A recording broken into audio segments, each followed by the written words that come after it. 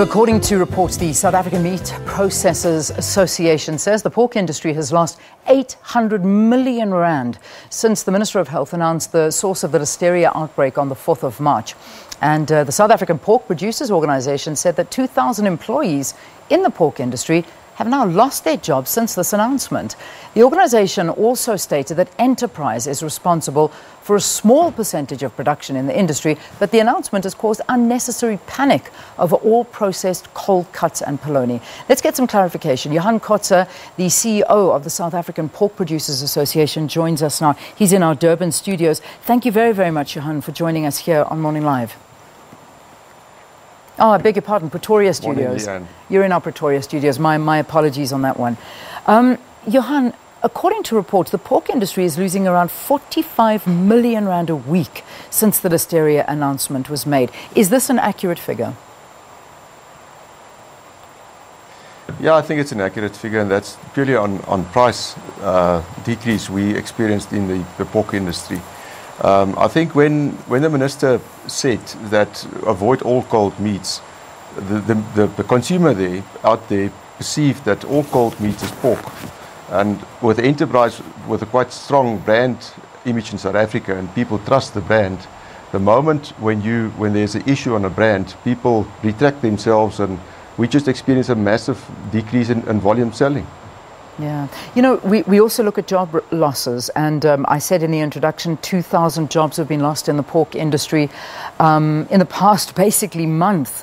Is this expected to get even worse? Yeah, I think in the primary production side, we work with specialized workforce, so I don't foresee that we're going to have that many job losses on the farm side, but the processing side is where we have the job losses. Yeah. All right, here's what I need to understand, and perhaps we need to get the viewers to understand this as well. What you have said, and the industry has said, that the minister's announcement, the Minister of Health's announcement of the origins of the Listeria outbreak caused unnecessary panic that caused grave damage to the industry. Elaborate for us, give us an understanding as to, you know, what went wrong there. The minister never said, and he never indicated that pork was the issue or the origin of the disease or the foodborne disease. However, people perceive that when you talk about polony and when you talk about ready-to-eat meats and cold meats, people perceive that's pork. So it doesn't matter how you do it, you need to go out and see what happened with the demand for pork and ready-to-eat meats. So it wasn't just enterprise that was affected, the whole industry is affected. So there's the demand went down by 75%. So 50% of our produce goes into processing. So the moment you've 75% down in processing, you cause chaos in the market, and the market just went down. Yeah. So the only other way we have is we need to sell in the fresh market. So then you put volumes into the fresh market, which went to the processing market before.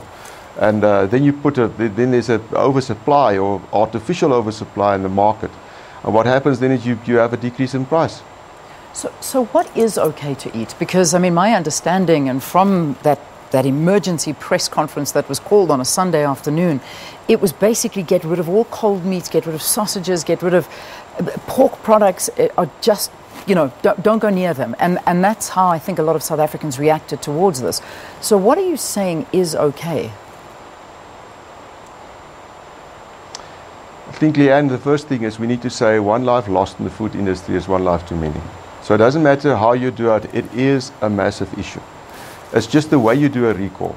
If there's an issue with a certain producer or a certain, say for instance, processor, then you need to handle the issue, and to a certain extent, and what we call it in the pork industry is you compartmentalize the situation.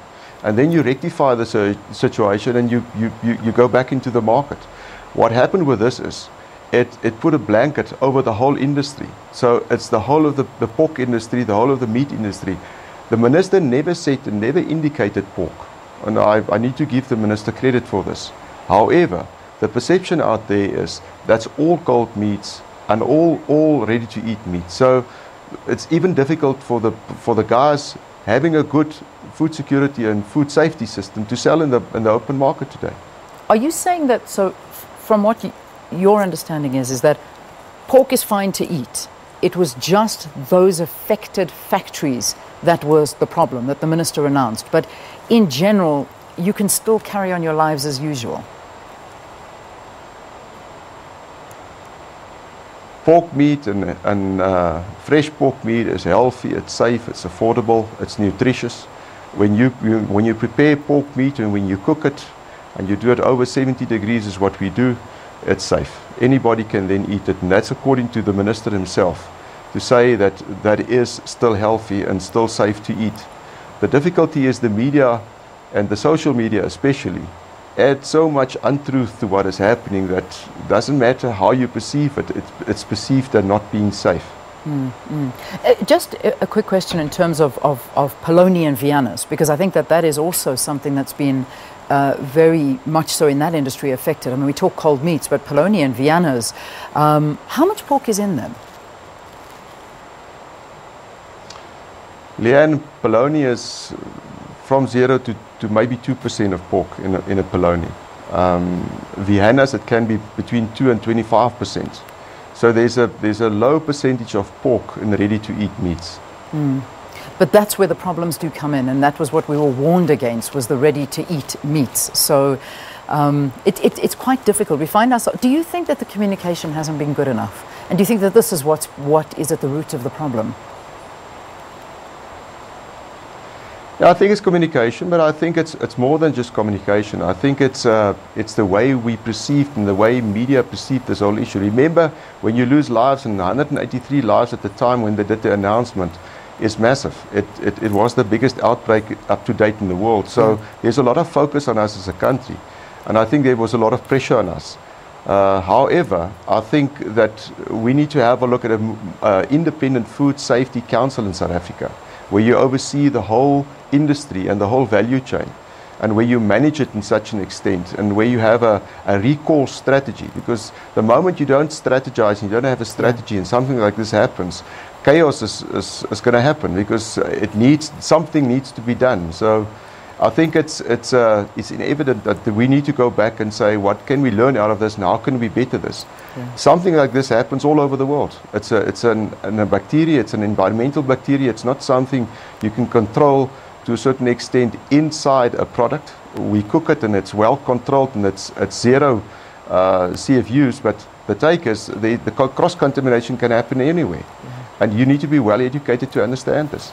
All right, Johann, we have to leave it there. It's 7 o'clock now here on the program. Johann Kotze is the CEO of SAPO. That, of course, is the South African Meat Processors Association, saying that 2,000 employees have lost their jobs since the Minister of Health's announcements of the source of the listeriosis outbreak. 800 million rand has been lost in that industry.